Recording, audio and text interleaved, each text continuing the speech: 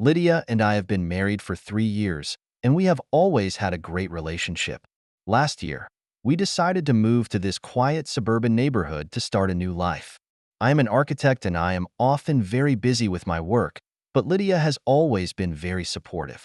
On moving day, we met our neighbors, Nash and Scarlett Donovan, who seemed like a very friendly couple and offered to help us move. Nash was tall, neatly bearded, and looked like a successful businessman, and Scarlett was an elegant blonde with a warm smile. In casual conversation, we learned that Nash and Scarlett had been married for 5 years without children, and Lydia told them that we were expecting our first child. At that moment, I saw a twinkle in Nash's eye, as if he was very interested in Lydia's pregnancy. Since then, Nash and Scarlett often came to visit us and brought us all kinds of souvenirs. Scarlett taught Lydia some recipes to help her get pregnant, and Nash often discussed his work and my architectural design with me. Gradually, we became very good friends. As Lydia's due date approached, my work schedule became busier. I often worked late into the night, sometimes even overnight. Every time I came home, I felt very tired, but I was relieved that Nash and Scarlett often came to our home to help. Nash, in particular, seemed to be very concerned about Lydia's pregnancy and was always asking questions. Lydia told me that Nash often helps her with household chores and chats with her. I was really grateful to see such a warm-hearted neighbor, but at the same time, I felt a slight uneasiness. That Nash's concern for Lydia was a bit too much. But I quickly dismissed the thought. I believed in Lydia and in our marriage. We were about to have a new baby, and I was sure everything would be fine. And so, with the help of our neighbors, Lydia and I began our life in our new home. We were looking forward to the arrival of our child and to becoming parents. That day, I felt very sick in the office. My head was pounding and my stomach was churning. I soldiered on through the morning, but finally decided to take a vacation and go home. I called Lydia, told her about my condition, and she told me to come home early. I drove home, thinking I'd take the opportunity to get some sleep. I figured Lydia would be resting in the upstairs bedroom, since she'd been having a lot of morning sickness lately. When I opened the door to my house, I heard voices talking from the living room. I felt a little strange because I thought Lydia was upstairs resting. Walking into the living room, I was instantly frozen by the sight of Nash and Lydia sitting on the couch, Nash's hand resting on Lydia's pregnant belly. The two of them looked so close that they didn't even notice that I was there. For a moment, I was reeling, unable to believe what I was seeing.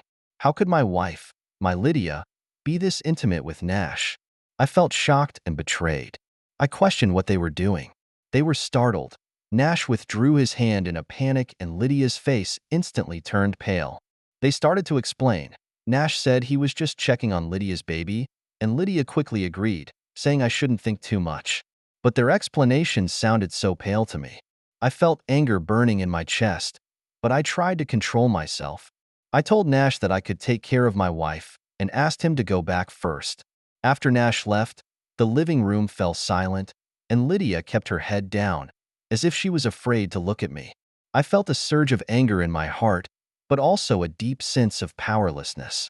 Our marriage, our trust, was it broken? I can't believe this is happening just as we're about to welcome a new baby. I know. We need to talk. I need an explanation, the truth. No matter how harsh that truth was, I had to face it. I looked at Lydia, who still had her head down. I took a deep breath and prepared myself for this difficult conversation.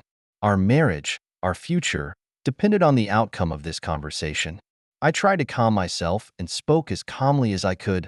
Lydia, we need to talk. My voice was shaky, but I knew I had to be strong. Lydia slowly raised her head, her eyes red, as if trying to hold back tears. Ethan, I can explain. I interrupted her. I don't need excuses, Lydia.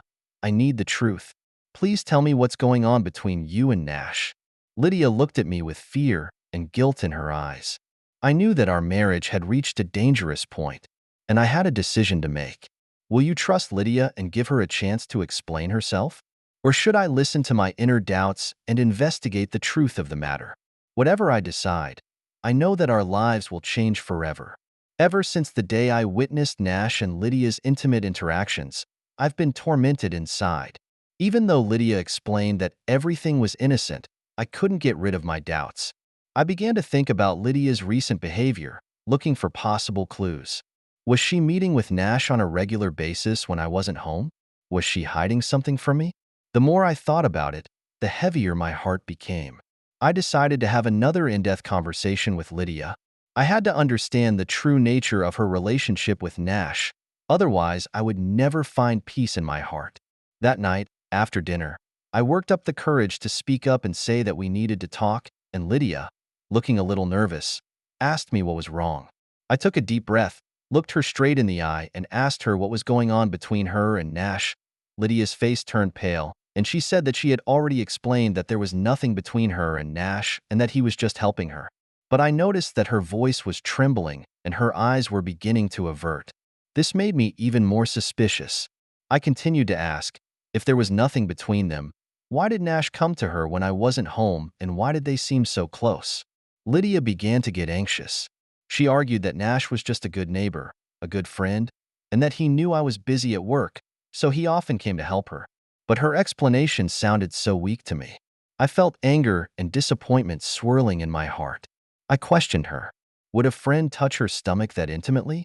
Would a friend look her in the eye like that? I demanded that she stop lying to me, and I wanted to know the truth. Lydia suddenly became agitated. She stood up. Her eyes were red and she looked very defensive. She asked me if I doubted her, if I thought she would betray our marriage. I was shocked by her reaction. I had never seen Lydia this agitated. Her reaction deepened my suspicions. If she and Nash were really innocent, why was she so defensive? I told her I didn't know what to believe anymore, but I couldn't just turn a blind eye. If she couldn't give me a reasonable explanation, I'd have to find out for myself. After that, I got up and left the table. My heart was filled with pain and confusion. I was deeply in love with Lydia, and we were about to have our baby. But now, I felt that the trust between us was crumbling. I went to the window and looked out into the night. I knew I had to do something. I couldn't just let my marriage fall apart. I had to find out the truth, no matter how brutal it was. I turned to Lydia, who was still standing at the table, tears sliding down her cheeks. My heart ached, but I knew I had no choice. I told her I needed some time to think about it, and I wanted her to think about whether there was any honesty between us. After that, I walked upstairs and locked myself in my study. I needed a quiet place to sort out my thoughts and decide on my next move.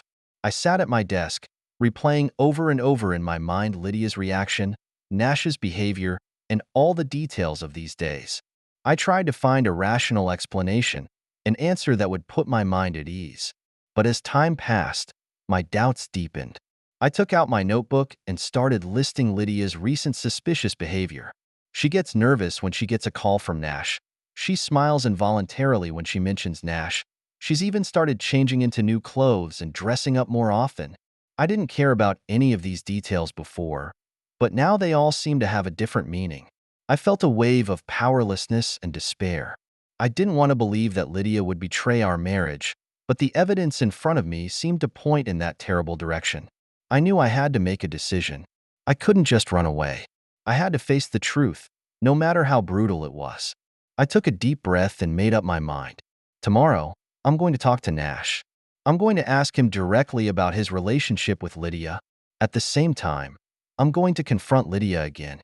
This time, I won't let her use those perfunctory excuses to put me off. I want the truth that will determine the fate of our marriage. I felt a pang of sadness and exhaustion at the thought. I leaned back and closed my eyes. I didn't know what the future held, but I knew that I had to fight for my marriage, for my family. No matter how much hardship lay ahead, I would not back down. Outside the window, the night was getting dark. I knew it would be a sleepless night, but I was ready for the truth that could change my life. After a fruitless conversation with Lydia, I decided to look in a different direction for possible answers. I thought of Scarlett, Nash's wife. Maybe she could provide some clues to help me piece together the truth. I called Scarlett and asked her to meet me. We chose a secluded cafe to make sure our conversation wouldn't be interrupted. Upon meeting her, I realized that Scarlett looked much more haggard. She had dark circles under her eyes and her face looked pale. I realized that perhaps what happened with Nash and Lydia had affected her as well. I weighed my words and asked her if everything was okay, and Scarlett smiled bitterly and said that her marriage to Nash wasn't as happy as it seemed. She revealed that Nash had always wanted a child very badly, but she had been unable to conceive for many years, which became a major sore point in their marriage. This became a major sore point in their marriage, and Nash became increasingly frustrated and even started blaming her. When I heard this, a horrible thought suddenly rose in my mind. Was Nash interested in Lydia because she was pregnant? Was he trying to make up for his marital regrets with Lydia? I carefully asked Scarlett if she thought Nash's attention to Lydia was unusual, and Scarlett was silent for a moment, then sighed. Scarlett was silent for a moment, then sighed. She said she'd also noticed a change in Nash lately, that he was always looking for excuses to visit Lydia, and that he was taking an unusual interest in her pregnancy. My heart sank. I asked Scarlett if she suspected something was going on between Nash and Lydia, and Scarlett hesitated, then nodded slowly. She said she had overlooked Nash's cell phone and noticed that he and Lydia had been exchanging a lot of text messages. Although she didn't see the content, she could sense that the frequency and timing of the texts seemed suspicious. I felt a wave of vertigo. Despite my suspicions, I was shocked and hurt when my suspicions were confirmed by another person. I clenched my fists and tried to control my emotions. I asked Scarlett why she hadn't confronted Nash directly, and Scarlett smiled bitterly, saying she didn't dare. She was afraid that the truth would destroy their already fragile marriage.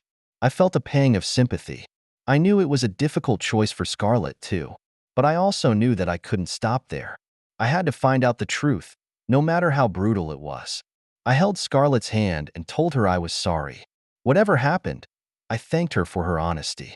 I told her I'd keep investigating until I found out what happened. Scarlett nodded, her eyes filled with tears. I knew it was a relief for her. Perhaps the truth, though brutal, was better than never-ending suspicion and doubt. We finished our coffee in silence. Before leaving, I thanked Scarlett again. I knew that this conversation had given me important clues, but at the same time it had put a heavy burden on my heart. After leaving the cafe, I walked aimlessly down the street. Over and over again, my mind replayed Scarlett's words, Nash's behavior, and Lydia's reaction. Everything seemed to be pointing in that horrible direction. I am overwhelmed with sadness and anger. I loved Lydia, and we were about to have our baby. But now, it's all overshadowed by suspicion and betrayal. I don't know if our marriage will survive, but I knew that I had to face the truth. No matter how brutal it was, I had to know it, because only the truth can determine our future. I was determined to confront Lydia. This time, I wouldn't let her get away with it. I wanted an answer that would determine our fate. My conversation with Scarlett had shattered my last line of defense. Despite my deepest suspicions, I was devastated and despaired when the truth came to me. When I got home, Lydia was waiting for me in the living room. Seeing the look on my face, she seemed to realize something. She tried to explain, but I stopped her. I told her I knew everything. I'd found out from Scarlett the truth about her marriage to Nash and Nash's unusual interest in her. I questioned her about her relationship with Nash. Lydia first tried to deny it, but after I pressed her, she finally broke down.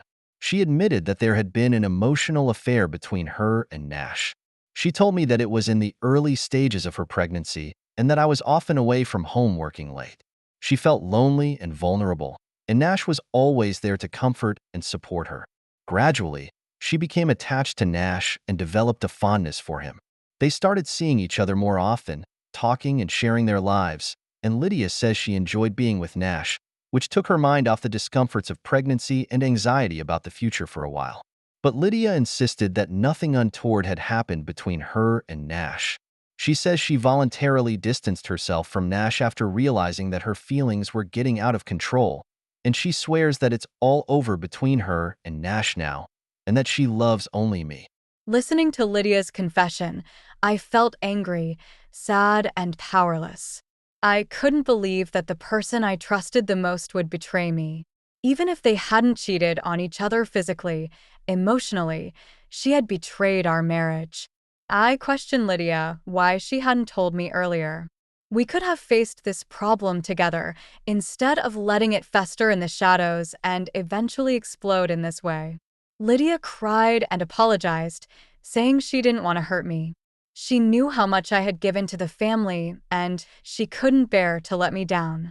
She thought she could handle it on her own, but apparently, she was wrong.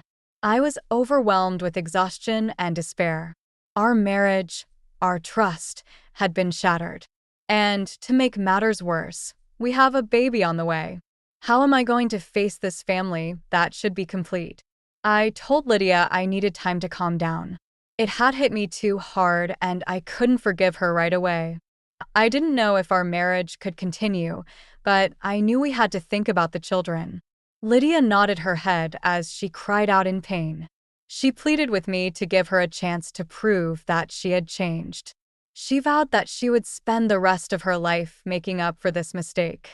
I didn't answer, but went upstairs in silence and locked myself in my bedroom. I needed to be alone and think about our future. Lying on my bed, I replayed Lydia's words over and over again in my mind. The pain of the betrayal was still very painful, but at the same time, I felt very confused. How do I face this harsh reality? How do I rebuild our marriage? I know it's going to be a long, hard process. Once trust is broken, it's hard to rebuild. But I also know that I have to be strong for our children. No matter what happens, I can't let this mistake destroy our children's future. I felt a pang of sadness at the thought, but I knew I had to make a decision. I had to find a way to fix our marriage, or make a clean break. Outside the window, the night was deepening. I closed my eyes and tried to calm myself. I knew that the next few days would be the biggest test of my life.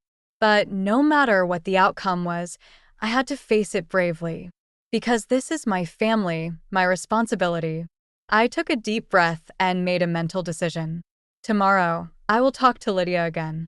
This time, we're going to solve this problem once and for all. We're going to find a way out for our marriage, for our children. After a night of tossing and turning, I made a difficult decision. I decided to divorce Lydia. It wasn't an easy decision. I loved Lydia, and we'd been through so much together. But her affair with Nash shattered my trust in her. Whenever I saw her, I couldn't get over the sense of betrayal I felt. I knew that if we stayed together, I would never be able to truly forgive her. Our marriage would become a lie, full of doubts and suspicions. It would not only hurt us, it would affect our children. I don't want my children to grow up in a broken home. They deserve a healthy, honest upbringing. And that's something that Lydia and I can't provide. After making my decision, I consulted an attorney as soon as I could. I needed to understand the legal process of divorce and how to ensure that I would get custody of my children. The attorney told me that I had a good chance of getting primary custody considering Lydia's infidelity. But at the same time, I needed to prove that I was capable of raising the child on my own. This means that I need to reorganize my work and life to ensure that I have enough time and energy to take care of the child. Along with legal matters, I also began to mentally accept the reality of being a single father.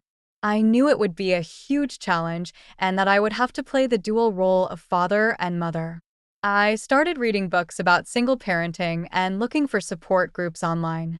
I wanted to learn from the experiences of other single parents and how to take better care of my child's physical and mental health. I also started to prepare for the baby's arrival. I bought a crib, diapers, bottles, and other things. I wanted to do my best to prepare the child materially, but I knew that most of all I needed to prepare myself mentally. I needed to learn how to make a complete home for my children without Lydia. I needed to learn how to be strong in times of trouble and heal myself in times of loneliness. It won't be easy, but I'm willing to do whatever it takes for my children. At the same time, I began to distance myself from Lydia. I moved into the guest room and reduced my interaction with her. We discussed the children and the divorce only when necessary. Lydia seemed to realize that our marriage was irretrievably broken. She didn't try to hold me back, but quietly went along with the divorce process. I could see the remorse and sadness in her eyes, but I knew that nothing could be changed. The days went by like this.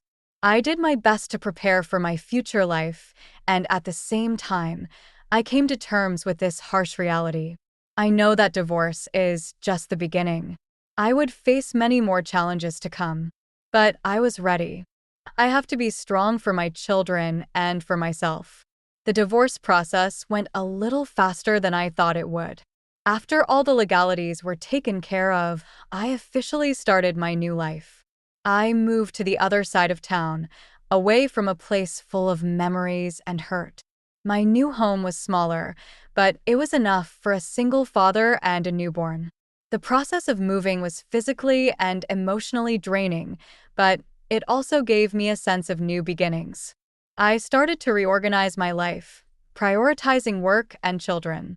I communicated my new situation to the company, and fortunately, they were very understanding and supportive. They allowed me to work from home and go to the office only when necessary. This allows me to spend more time with my children. At the same time, I started to make the final preparations for the baby's arrival. I attended classes for new fathers, learning how to change diapers, how to breastfeed, and how to soothe the baby. I want to provide the best care for my child. Even though Lydia and I are divorced, we still maintain the necessary contact. After all, she is still the mother of the children. We communicate regularly about the children and discuss important decisions. But I could feel that our relationship had changed radically. We were no longer husband and wife, but more like partners. We talked only about the children, avoiding any reference to the past or our personal lives. Scarlett has been a great support to me in this process. Since our last conversation, our contact has become more frequent. We often talk on the phone and share difficulties and frustrations in our respective lives. I realized that Scarlett and I had some similar experiences. We were both going through marital breakdowns and trying to adjust to our new lives. We encouraged each other, supported each other, and gradually developed a special friendship. Sometimes we would meet for a coffee or a walk. I found that when I was with Scarlett, I could forget about my problems for a while. Her company makes me feel less alone. But I know that our relationship has special boundaries. We've both just been through a failed marriage, and we both need time to heal. What we need is support and understanding from each other, not another complicated relationship. And so the days went by. As the due date approached, my life became busier. I had to constantly switch between work and preparing for the baby's arrival. But whenever I feel tired, I think of my children. I know that all the hard work is worth it, because soon I'm going to take on the most important role in my life, that of a father. I began to imagine what it would be like when the baby was born. I imagined myself holding that small, fragile being in my arms, filled with love and responsibility. I imagined myself watching my child grow up, teaching her her first words, walking her through her first steps. As the due date approached, my life became more hectic. Between work and preparing for the baby's arrival, I hardly had a moment to breathe. But whenever I feel tired, I think of the little one that's coming, and it makes all the hard work worth it. Finally, one fall evening, my daughter was born. When the nurse placed the tiny pink baby in my arms, my heart was filled with a love I had never felt before. At that moment, I vowed to be the best father in the world. As a single father, the task of taking care of my daughter fell entirely on my shoulders. At first, I was overwhelmed. The endless diapers, the crying around the clock, and the fear of the unknown all made me feel overwhelmed. But gradually, I began to get the hang of it. I learned how to put her to sleep, how to make her feel safe when she cried, and how to balance work and parenting. As time went by, I was surprised to find that my daughter's presence was the biggest help in my emotional recovery. Whenever I saw her smiling face and heard her babbling, my heart was filled with warmth. I began to realize that there are still such beautiful things in life that are worth cherishing and pursuing. Scarlett has been a solid support to me throughout this process. As my most understanding and supportive friend, she has seen me through the whole process from grief to rebirth. We often met on weekends to take the kids to the park or to the children's playground. We share our lives, encourage each other, and support each other. Gradually, I realized that my friendship with Scarlett went beyond the realm of ordinary friends. There was a kind of spiritual bond between us, a tacit understanding. I began to look forward to every meeting with her and began to picture a future with her in it. But I also know that we both need time. We had both just come out of a low point in our lives, and we both needed time to repair the wounds in our hearts. We agreed to be each other's best friend first, give each other time and space, and let everything take its course. The days go by like this. My daughter grew up day by day, and I continued to grow in my role as a father. I have rediscovered the meaning and direction of my life, and I am full of hope for the future. Dear friend, if you are reading this story, then I think you may be facing something similar to me. The breakdown of a marriage, the betrayal of trust, are some of the most painful experiences in life.